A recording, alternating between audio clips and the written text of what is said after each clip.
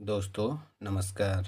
राधे राधे। कैसे हैं आप लोग? आशा करता हूँ आप लोग सब ठीक होंगे और मैं भी ठीक हूँ। दोस्तों आज हम आपको बताने जा रहे हैं गौ माता ने स्त्री को श्राप क्या दिया था और क्यों दिया था। वैसे तो माना जाता है कि गाय हमारी माता है। हमें गौ माता की सेवा करने से सारे सुखों की प्राप्ति होती है। हमारे सारे कष्ट दूर हो जाते हैं। अगर हम सुबह गौ माता को देख लेते हैं तो हमारा पूरा दिन काफ़ी अच्छा जाता है। दोस्तों क्या आप जानते हैं कि गौ माता ने स्त्री जाति को क्या श्राप दिया था और श्राप क्यों दिया था? दोस्तों क्या आपको ज्ञात है किसी युग में स्त्री जब बच्चे को जन्म देती थी तो बच्चा जन्म के तुरंत बाद ही चलने फिरने लगता था।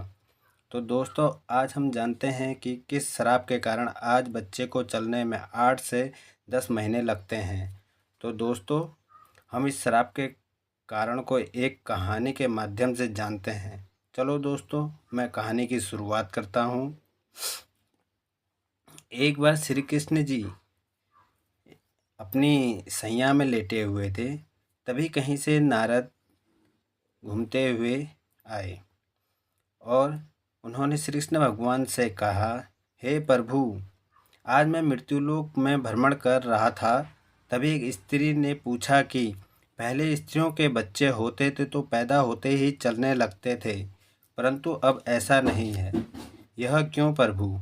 मुझे इस प्रश्न का उत्तर याद नहीं था, इसलिए मैं आपके पास आया हूँ। कृपया मुझे इस प्रश्न का उत्तर बताएं। तब श्री कृष्ण कहते हैं, हे देवर्षि, तुम्हारे इस प्रश्न का समस्त स्त्री जाति के लिए अत्यंत महत्वपूर्ण है। अगर तुम इस प्रश्न के उत्तर को जानना चाहते हो तो ठीक है, मैं तुम्हें एक कथा सुनाता हूँ। तब इस कथा से तुमको पता चल जाएगा कि अब स्त्रियों के बच्चे पैदा होते ही चल क्यों नहीं पाते हैं। तब नारद जी कहते हैं, हे प्रभु, तब तो मैं इस कथा को पूरा सुनना चाहूँगा। तो श्री कृष्ण भगवान कहते हैं, हे देवर्षि, एक नगर में एक रामू नाम का व्यक्ति रहता था। रामू एक स्वार्थी व्यक्ति था। रामू के पास एक गाय थी, वह दूध देती थी और रामू उस गाय का हरा चारा खिलाकर उसका दूध निकाला करता था और उस दूध को बेचा करता था। और रामू खुद भी गाय का दूध पीता था और अपने परिवार वालों को भी पिलाता और वे अपनी दिनचर्या इसी तरह चलाया करते थे। राजू का समय इसी तरह से व्यतीत हो रहा था। कुछ दिनों बाद एक समय ऐसा आया कि जब रामू को गाय ने दूध देना बंद कर दिया। जैसे ही गाय ने दूध देना बंद कर दिया तो इधर रामू ने उस गाय का चारा डालना बंद कर दिया था। और एक दिन ऐसा आ गया, उस दिन रामू ने गाय को बहुत मारा पीटा और उस गाय को घर से ले जाकर जंगल में छोड़ दिया। वह गाय बेचारी अकेली पड़ गई। बेचारी गाय अकेली इधर उधर घूमती फिरती है और एक दिन जंगल में बने एक मंदिर के पास में पहुंच जाती है और वो भगवान से विनती करते हुए कहती है, भगवान, मैं आपसे यह विनती करती हूँ कि हमें गाय की योनि में डालकर कितना गलत किया है आपने। दोस्तों श्री कृष्ण भगवान कहते हैं, हे देवर्षि, वह गाय कहती है, हे प्रभु, देखो आपकी 84 लाख योनियों में जो सर्वश्रेष्ठ योनि मानव की है वह कितनी पापी है और कितनी निर्दयी है। वह गाय आगे कहती है, जब तक मैं दूध देती रही तब तक उस व्यक्ति ने मुझे अपने घर पर रखा, तब तक हरा भरा चारा खिलाया। जैसे ही मैंने दूध देना बंद कर दिया उसके बाद उसने मुझे चारा डालना भी बंद कर दिया, मुझे घर से बाहर निकाल दिया। तब मैं इधर उधर भटक रही हूँ। अब जंगल में चारा खाकर ही अपना पेट भर रही हूँ। हे प्रभु, आपने जो सर्वश्रेष्ठ योनि बनाई है वह कितनी स्वार्थी और लालची है। श्री कृष्ण भगवान कहते हैं, हे नारद जी, धीरे धीरे समय व्यतीत होता गया। गाय बेचारी इधर उधर भटकती रही। जब भी वह गाय रामू के द्वार पर जाती है तो रामू उसे मार कर भगा देता था और उसे जंगल या खेतों में छोड़ देता था।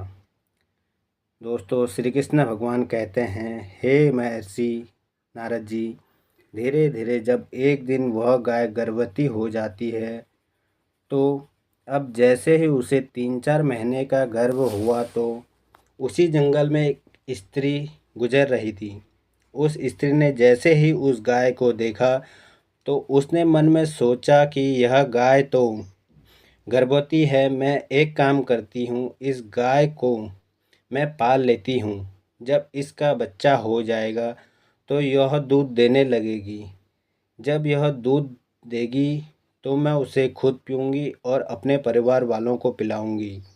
लेकिन जैसे ही वह स्त्री उस गाय को पकड़ने के लिए अपने पति को बुलाने के लिए जाती है और जब उसका पति वहाँ पर आता है तब तक वह गाय वहाँ से चली जाती है।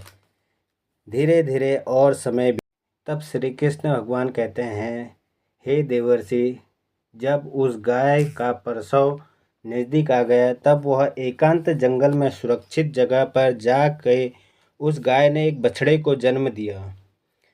श्री कृष्ण जी कहते हैं, हे देवर्षि, प्रसव के कुछ समय बाद वही स्त्री उसी जंगल में घास काटने के लिए गई हुई थी। जैसे ही उसने दूर से देखा एक गाय ने अपना बच्चा जन्मा है तो वह स्त्री उसके पास गई और उसे ध्यान से देख कर बोली, यह तो वही गाय है, इसने तो बछड़े को जन्म दे दिया है। चलो अच्छा हुआ। वह स्त्री सोचती है, अब मैं इस गाय को पकड़कर अपने घर पर ले जाऊंगी। जैसे ही वह स्त्री उस गाय के पास अपने पति को बुलाने के लिए जाने लगी तभी गाय ने उसी समय उस स्त्री से कहा, बहन, आज तुम हमारे ऊपर एक परोपकार कर दो। यह हमारा जो बच्चा है यह पीछे पड़ा हुआ है, इसे उठाकर तुम मेरे गर्दन पर रख दो। मैं अपने बच्चे को लेकर किसी सुरक्षित स्थान पर चली जाऊंगी, क्योंकि मेरा यह बच्चा 8 महीने बाद चलने लायक होगा, 8 महीने बाद अपने पैरों पर चलेगा। श्री कृष्ण भगवान कहते हैं, हे देवर्षि, जैसे अभी से पहले ऐसा नहीं था। पहले गाय का बच्चा 8 महीने बाद ही अपने पैरों पर चलने लायक हुआ करता था। श्री कृष्ण कहते हैं, हे देवर्षि, जैसे ही उस स्त्री ने उस गाय की बात सुनी तो वह बहुत ज़ोर ज़ोर से हंसने लगी और कहने लगी, तुम्हारा बच्चा इतना गंदा है, इतनी गंदगी में पड़ा है, मैं तुम्हारे बच्चों को क्यों उठाकर तुम्हारी गर्दन में रखूं? मैं तुम्हारे ऊपर यह परोपकार क्यों करूं? उस स्त्री ने उस गाय का बहुत मजाक बनाया। श्री कृष्ण भगवान कहते हैं, हे नारद जी, उस समय गाय बेचारी बहुत असहाय थी, वह अपने बच्चे को उठा नहीं सकती थी। तब श्री कृष्ण भगवान कहते हैं, हे नारद जी, उसी समय गाय ने दुखी होकर स्त्री को श्राप दे दिया। उसने श्राप देते हुए कहा कि जाओ, आज तुम्हारा बच्चा जन्म लेने के बाद तुरंत चलने लगता है, लेकिन आज मैं श्राप देती हूँ, तुम्हारा बच्चा जन्म लेने के 8 से 10 महीने बाद ही चलने लायक होगा। और मैं यह जो बच्चा चल नहीं पा रहा है और यह आज के बाद पैदा होते ही बहुत जल्दी अपने पैरों पर चलने लायक हो जाएगा। श्री कृष्ण भगवान कहते हैं, हे नारद जी, इसी श्राप के कारण स्त्री का बच्चा होते ही अपने पैरों पर चल नहीं पाता है। दोस्तों, सतयुग में सुखदेव जी पैदा होते ही अपने पैरों पर चलने लग गए थे और वेदव्यास जी भी पैदा होते ही तुरंत अपने पैरों पर चलने फिरने लग गए थे। दोस्तों, यह बात तो सतयुग की थी, लेकिन दोस्तों कलयुग में ऐसा नहीं है। कलयुग में बच्चे को अपने पैरों पर चलने के लिए 8 से 10 महीने का समय लग जाता है। इसका कारण यही है क्योंकि गाय ने समस्त स्त्री जाति को श्राप दे दिया था। उसी दिन से समस्त स्त्रियों के जो बच्चे पैदा होते हैं, जो बच्चे पैदा होते ही चलने लग जाते थे, इसकी प्रक्रिया वहीं पर रुक गई। गाय के श्राप के कारण ही स्त्री का बच्चा 9 से 10 महीने बाद ही चलने लायक और अपने पैरों पर खड़े होने लायक बन पाता है और गाय का बच्चा उसी दिन से अपने पैरों पर चलने लगता है। इसलिए कहते हैं दोस्तों, किसी की आत्मा को कष्ट नहीं देना चाहिए और यही सनातन धर्म का सबसे बड़ा धर्म है। दोस्तों, गोस्वामी तुलसीदास जी ने लिखा है, परहित सरल धर्म नहीं दोस्तों, दूसरे के दुख में दुखी होना, दूसरे के काम आना सबसे बड़ा धर्म माना गया है। तो हमें असहाय पशु पक्षी की सहायता करते रहना चाहिए। गाय के श्राप के कारण ही जितने पशु पक्षी हैं उन सब के बच्चे पैदा होते ही अपने पैरों पर चलने लग जाते हैं और स्त्री का बच्चा पैदा होते ही चल नहीं पाता है। तो दोस्तों, एक स्त्री की गलती से आज समस्त स्त्री जाति उस श्राप का खामियाजा भुगतना पड़ रहा है। तो दोस्तों, कभी किसी को दुखी और कष्ट नहीं देना चाहिए। दोस्तों, आज हम उसी गौ माता पर इतना अत्याचार कर रहे हैं, गायों का यूज करके उसे छोड़ दे रहे हैं।